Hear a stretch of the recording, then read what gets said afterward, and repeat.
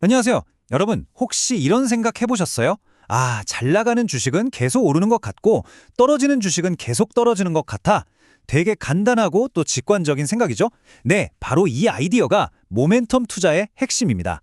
그런데 말이죠. 만약 이 전략이 항상 통하는 게 아니라면 어떨까요? 자, 오늘 저와 함께 이 흥미로운 수수께끼 속으로 한번 들어가 보시죠. 모멘텀 투자, 이게 뭐냐면요. 말 그대로 흐름이나 추세에 올라타는 전략이에요. 아주 간단합니다. 최근에 막 잘 나갔던 주식, 그러니까 승자는 사고, 반대로 영 힘을 못 썼던 주식, 패자는 파는 거죠. 어때요? 되게 직관적이지 않나요? 과거의 흐름이 미래에도 계속될 거야 하는 믿음에 기반한 방법이라고 할 수 있겠습니다. 자, 그런데 바로 여기서 아주 흥미로운 문제가 생깁니다. 이 그래프 한번 보시죠. 시장이 전반적으로 좋았던 상승장, 그러니까 업마켓 다음에는요, 모멘텀 전략이 월 평균 1.04%라는 꽤 괜찮은 수익을 냈어요. 와, 좋죠. 그런데 시장이 안 좋았던 하락장, 다운마켓 다음을 보니까 수익이 거의 제로에 가깝게 그냥 싹 사라져버린 겁니다. 아니, 똑같은 전략인데 왜 시장 상황에 따라서 이렇게 결과가 극과 극으로 달라지는 걸까요? 이게 바로 오늘의 수수께끼입니다. 그래서 이 미스터리를 풀기 위해서 오늘 우리가 함께 단서를 하나씩 따라가 볼 건데요. 순서는 이렇습니다. 먼저 모멘텀이 뭔지 다시 한번 짚어보고요. 저 사라진 수익의 미스터리를 파헤쳐 볼 겁니다. 그리고 시장을 네 가지 역학으로 좀 더 자세히 나눠서 분석해 보고요. 이걸 설명하는 세 가지 경쟁 이론들을 한번 살펴볼 거예요. 그런 다음 결정적인 증거를 가지고 어떤 이론이 진짜인지 확인하고 마지막으로 이 모든 현상 뒤에 숨어 있는 인간의 심리까지 들여다보겠습니다. 자, 이제 수수께끼를 풀 첫 번째 열쇠를 꺼내보겠습니다. 기존 방식처럼 시장을 그냥 과거의 상승장, 업, 하락장, 다운 이렇게 둘로만 나누는 건 너무 단순했어요. 우리에겐 완전히 새로운 렌즈가 필요합니다. 그 해결책이 뭐냐면 바로 시장의 다음 움직임까지 같이 보는 거예요. 그러니까 과거 1년이 상승장이었나 하락장이었나 이것만 보는 게 아니라 그 다음 한 달은 어땠는지까지 조합해서 보는 거죠. 자, 이렇게 하니까 네 가지의 뚜렷한 시장 상황이 만들어지더라고요. 상승장이 계속되는 업, 업, 상승장이 하락장으로 꺾이는 업, 다운, 하락장이 계속 이어지는 다운, 다운, 그리고 마지막으로 하락장이 상승장으로 반등하는 다운, 업, 이렇게 네 가지입니다. 자, 여러분, 바로 이 슬라이드가 오늘의 하이라이트입니다. 정말 흥미로운 부분인데요. 이 새로운 틀로 데이터를 다시 들여다봤더니 와, 정말 놀라운 사실이 드러났어요. 하락장이 계속되는 이 다운 상황 있죠? 이때 모멘텀 수익률이 무려 월 3.53%로 가장 높게 나온 겁니다. 하락장에선 모멘텀 안 통한다면서요? 네, 바로 그 통념이 완전히 깨지는 순간이죠. 이걸로 수수께끼가 풀렸습니다. 왜 하락장 다음에 수익이 0처럼 보였냐면요. 하락장이 계속될 때의 이 엄청난 수익 플러스 3.53%랑 갑자기 상승장으로 바뀔 때의 저 막대한 손실 마이너스 2.54%가 서로 그냥 상쇄되어 버렸던 거예요.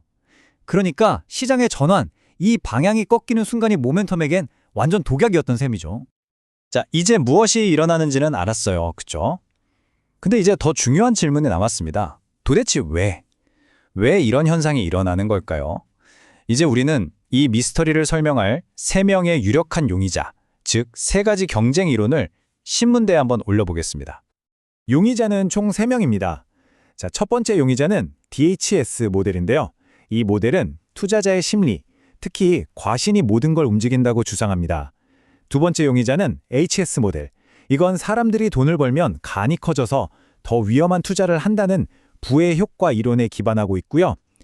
마지막 세 번째 용의자, SS 모델은 아니, 이건 다 심리가 아니라 시장의 성장 가능성에 대한 투자자들의 합리적인 반응일 뿐이야 라고 설명합니다. 자, 이 이론들이 진짜 범인인지 아닌지 알려면 테스트를 해봐야겠죠? 이 표를 한번 보세요. 각 이론이 네 가지 시장 상황에서 모멘텀 수익이 어떨지 예측한 결과입니다. 재미있는 건 상승장 다음 상황, 업, 다운에 대해서는 세 이론 모두 높아졌다가 낮아질 거야 라고 똑같이 예측해요. 여기까지는 용의자를 가릴 수가 없죠. 하지만 하락장 다음 상황, 다운, 업에 대해서는 예측이 완전히 극명하게 갈립니다. 오직 DHS 모델만이 하락장이 계속될 때 수익이 높을 것이다 라고 예측하고 나머지 둘 HS와 SS 모델은 정반대로 낮을 것이다 라고 예측하죠. 바로 이 지점, 여기가 범인을 가려낼 결정적인 단서가 될 겁니다. 이제 실제 시장 데이터를 결정적인 증거로 삼아서 과연 어떤 이론의 예측이 현실과 딱 들어맞는지 최종 판결을 내릴 시간입니다. 먼저 상승장, 다음 데이터를 볼까요? 실제 시장 데이터를 보니까 상승장이 계속될 때 수익이 플러스 2.09%로 높았고 하락장으로 전환될 땐 마이너스 0.01%, 거의 0에 가깝게 낮아졌어요. 높았다가 낮아지는 패턴이죠. 이건 세 이론 모두의 예측과 일치하네요. 아직은 범인을 잡을 수가 없겠습니다. 하지만 하락장 다음의 데이터가 결정적인 증거를 보여줍니다. 실제 데이터를 보세요. 하락장이 계속될 때 수익이 무려 플러스 3.53%로 엄청나게 높고 상승장으로 전환될 땐 마이너스 2.54%로 손실을 봤습니다. 이것도 역시 높았다가 낮아지는 패턴이죠. 자, 여러분 기억나세요? 이 패턴을 예측했던 용의자 단 하나뿐이었죠. 네, 바로 투자자의 과신을 지목했던 DHS 모델뿐이었습니다. 나머지 HS와 SS 모델의 예측은 실제 데이터와는 완전히 정반대였어요. 이로써 범인이 밝혀졌습니다. 자, 우리는 범인으로 DHS 모델, 즉 투자자의 과신을 딱 지목했습니다. 그렇다면 이제 그 범행 동기를 알아봐야겠죠. 도대체 투자자들의 심리가 어떻게 이런 극적인 결과를 만들어내는 걸까요?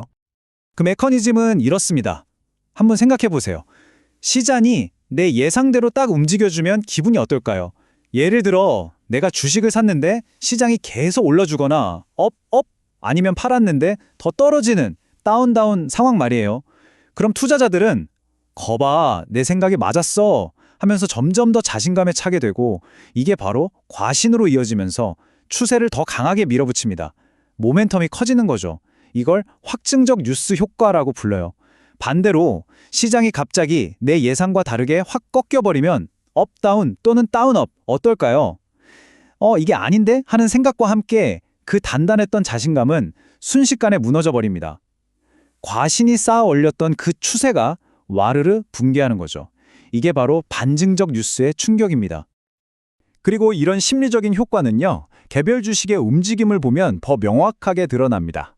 상승장이 하락장으로 확 꺾일 때 그동안 과신으로 잔뜩 부풀려졌던 승자 주식이 훨씬 더 큰 폭으로 마이너스 10.05% 떨어져요. 반대로 하락장이 상승장으로 반등할 때는 비관론 때문에 너무 심하게 팔렸던 패자 주식이 훨씬 더 맹렬하게 플러스 17.05% 튀어오릅니다. 이 비대칭적인 움직임, 이거야말로 DHS 과신 모델이 예측했던 결과와 정확히 일치하는 또 하나의 강력한 증거가 되는 거죠. 자, 그럼 오늘 우리가 파헤친 내용의 핵심 뭘까요? 딱 세 가지로 요약해 드릴게요. 첫째, 모멘텀은 그냥 상승장 현상이 아니라 시장의 방향이 지속될 때 나타나는 현상이라는 것. 둘째, 시장의 추세가 갑자기 꺾이는 전환의 순간이 모멘텀 전략에겐 가장 위험한 적이라는 것. 그리고 마지막으로 가장 중요한 점인데요.